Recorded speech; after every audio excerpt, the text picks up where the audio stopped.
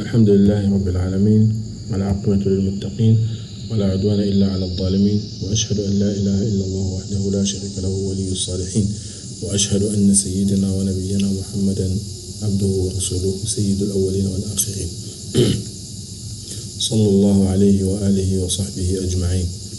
السلام عليكم ورحمة الله وبركاته. Chers amis, soyez les bienvenus à nouveau et toujours dans le programme Aide, Service, Éducation.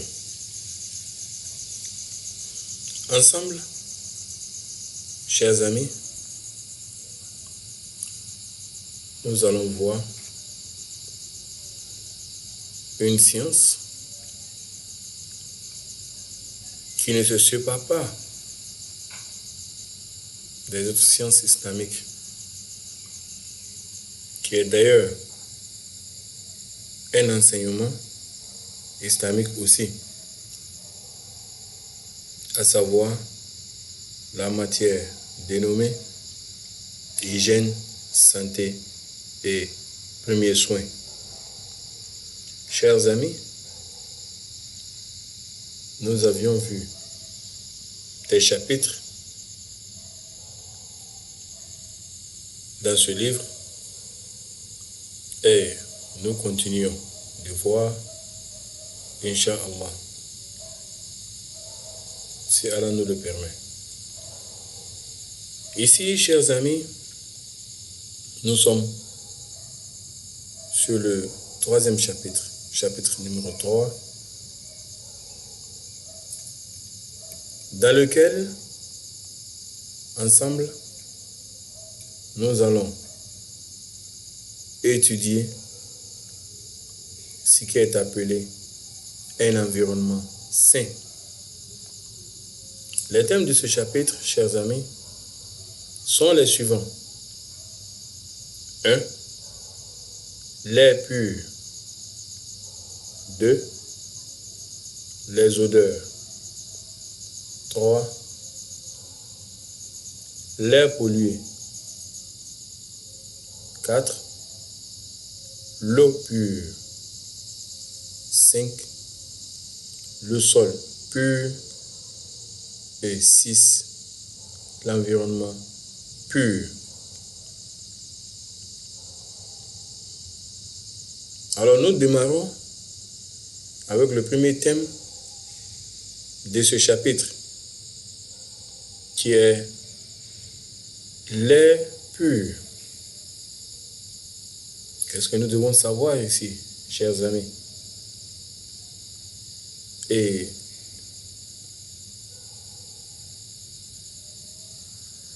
à quel point l'islam s'intéresse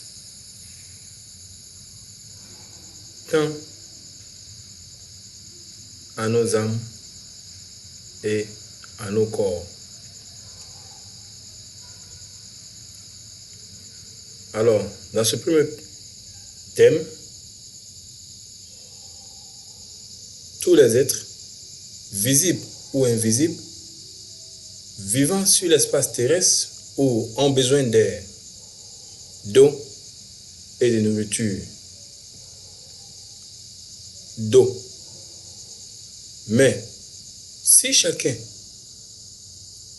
de ces besoins est crucial, il est toutefois impossible de vivre sans air, qui est la mixture liquide incolore et inodore qui sert à la respiration des êtres vivants. L'air est important pour que nous ayons une bonne santé et nous soyons en forme. C'est une source vitale, indispensable pour tous les organes. Tous les chercheurs sont unanimes à dire que l'air pollué endommage gravement les poumons et les voies respiratoires. Le taux élevé de pollution de l'air augmente le risque de maladies cardiaques en facilitant la coagulation sanguine. qu'Allah nous en préserve. Le cerveau consomme à lui seul 20% de l'oxygène du corps. Le cerveau. L'air joue donc un rôle très important pour la santé du cerveau. Par conséquent, les effets de l'air, en particulier de l'air frais, sur la santé humaine sont incontestables.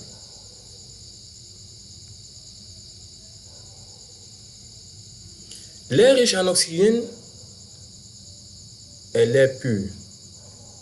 Dans les environnements intérieurs, l'oxygène se consomme via la respiration et le taux du dioxyde de carbone augmente.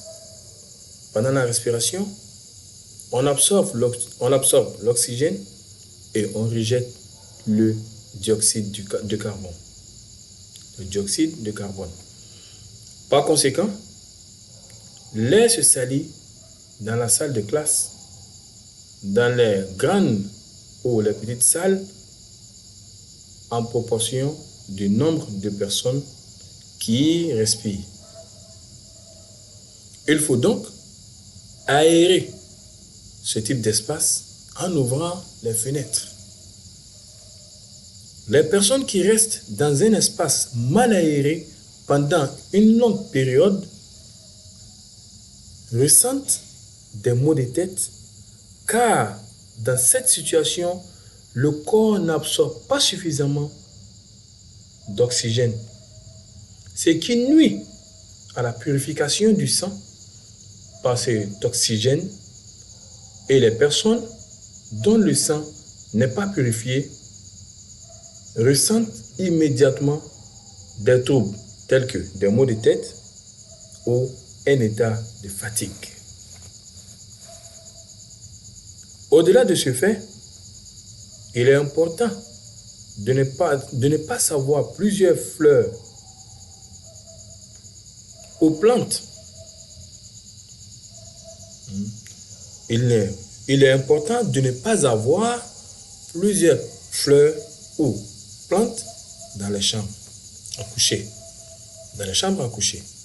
Car les plantes absorbent l'oxygène présent dans l'air ambiant et rejettent du dioxyde de carbone. Facteur qui diminue rapidement la contenance en oxygène dans l'air. On peut donc mieux comprendre le danger auquel est confronté un individu qui dort presque 8 heures pendant lesquelles il n'absorbe pas suffisamment d'oxygène. En règle générale, ceux qui dorment en respirant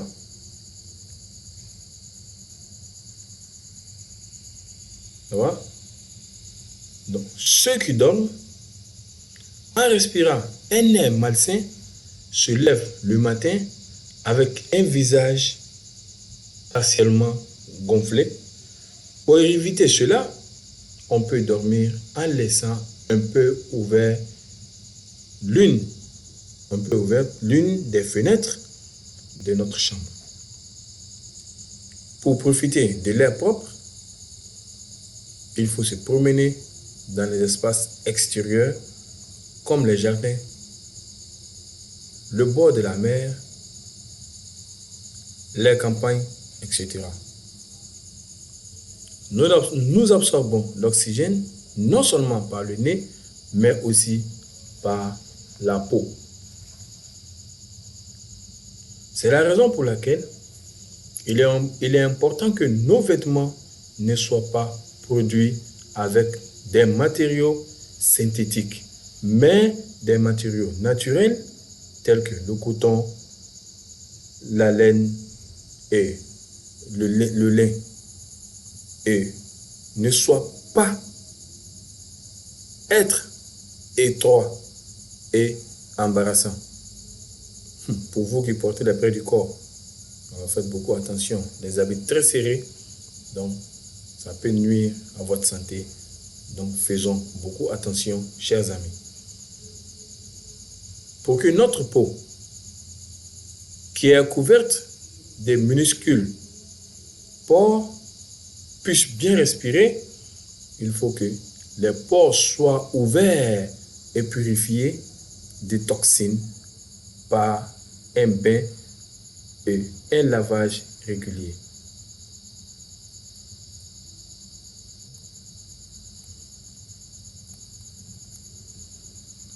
Puisque l'air est tellement important, alors faisons tout ce qui est possible pour garder notre air pur dans nos maisons, nos chambres, nos villes et nos pays.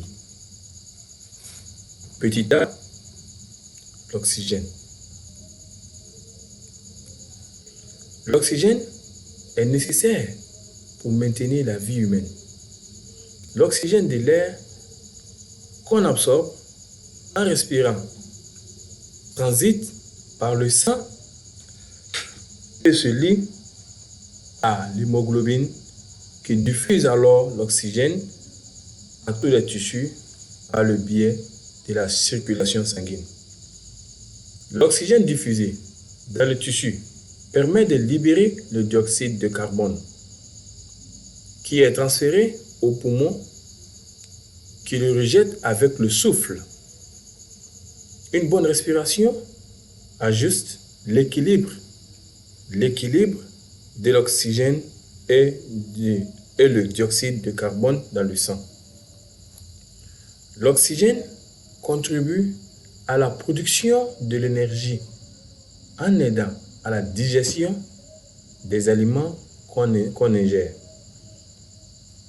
L'oxygène est une substance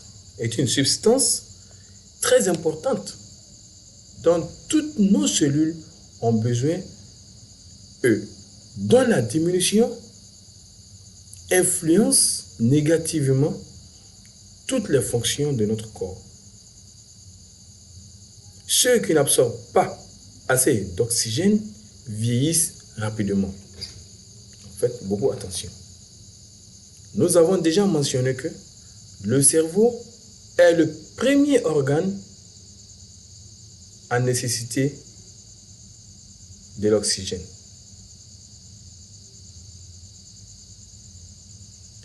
En vérité, la relation importante entre la respiration et la santé mentale est un sujet connu depuis des années. Si le cerveau ne reçoit pas une quantité suffisante d'oxygène, les mauvaises pensées, la pression et la perte de mémoire en résultent. C'est-à-dire que ce sont les conséquences, les résultats qui sont là, qui sont constatés. Alors, ceux qui sont obligés de travailler dans des endroits clos pendant toute la journée subissent des troubles tels que la fatigue, l'irritabilité et l'inefficacité, car le cerveau n'absorbe pas suffisamment d'oxygène. Il a été constaté que la crise cardiaque, le cancer, d'autres maladies semblent être liées à une carence en oxygène, c'est-à-dire un manque d'oxygène. L'oxygène, quand il est absorbé suffisamment, protège le corps contre plusieurs maladies. Puisqu'il est tellement important, il faut alors connaître la respiration correcte, qui est la façon la plus facile et la plus naturelle de l'absorption de l'oxygène. Aussi, nous allons détailler le sujet de respiration. Petit b, La respiration est un mouvement perpétuel qui ne relève pas de notre volonté. Chers amis, qui peut nous expliquer cette expression? La respiration est un mouvement perpétuel qui ne relève pas de notre volonté. Je veux deux différentes réponses de deux différentes personnes. Je vous écoute. Bien. Nous respirons constamment sans planifier, sans nous fatiguer. Et la plupart du temps, sans même en avoir conscience, tout comme le fait d'ouvrir et de fermer les yeux, ou encore comme les battements du cœur. Ceux qui souffrent des maladies telles que l'asthme ou le bronchite sont sans aucun doute ceux qui connaissent le mieux l'importance de la respiration. Comme il a été dit, on ne connaît la vraie valeur du bonheur que lorsqu'on le perd. C'est comme ça. La santé, c'est une couronne au-dessus de la tête, sur la tête des saints. Seuls les malades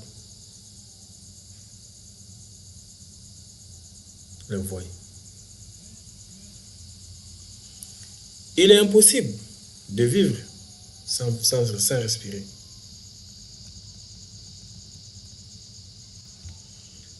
Chaque créature vivante respire. L'homme se répare en absorbant l'oxygène et en rejetant le dioxyde de carbone.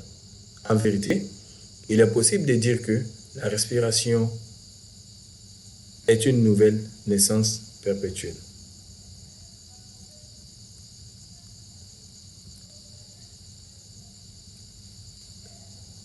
Petit i, la faute en respirant. Commettre certaines fautes peut risquer de perturber la fonction respiratoire spontanée. Voici trois d'entre elles. Alors, retenez ceci bien, retenez ces points très bien et évitez-les. Respirer par la bouche. Lorsqu'on inspire l'air par la bouche, des virus ou microbes qui pourraient se trouver dans l'air entrent directement dans notre corps, ce qui entraîne des maladies infectieuses influençant l'ensemble des organes respiratoires, alors qu'en respirant par le nez, l'air inspiré se chauffe, s'humecte et se purifie grâce à la structure spéciale du nez. Tout organe humain a sa fonction dont Allah a destiné. Allah l'a dit, Fatabarakallahu ahsanul khaliqin.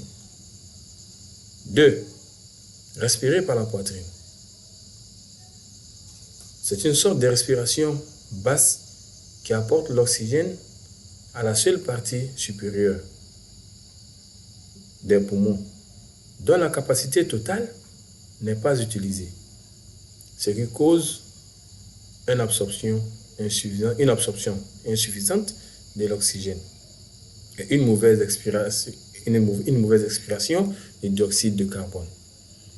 Il est plus juste de s'habituer à respirer calmement et profondément pour que l'oxygène atteigne facilement toutes les cellules. Comme ça. Ça va? Respirez. 3. Respirez vite et par intermittence. Afin d'absorber suffisamment d'oxygène et de la mettre en circulation dans l'ensemble des poumons, il faut respirer profondément.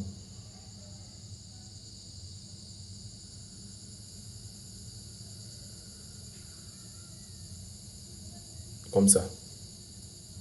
Alors, chers petits, sur ces points, nous allons nous laisser, Inch'Allah, pour vous permettre de bien comprendre le cours et bien en tirer profit.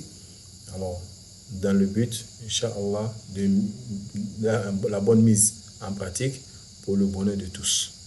Sur ce qu'Allah nous facilite la compréhension et qu'il nous fasse profiter de notre santé et surtout la santé pour mieux adorer son Seigneur qui nous a donné ce souffle-là, qui nous a donné la vie et qui a purifié l'air pour nous.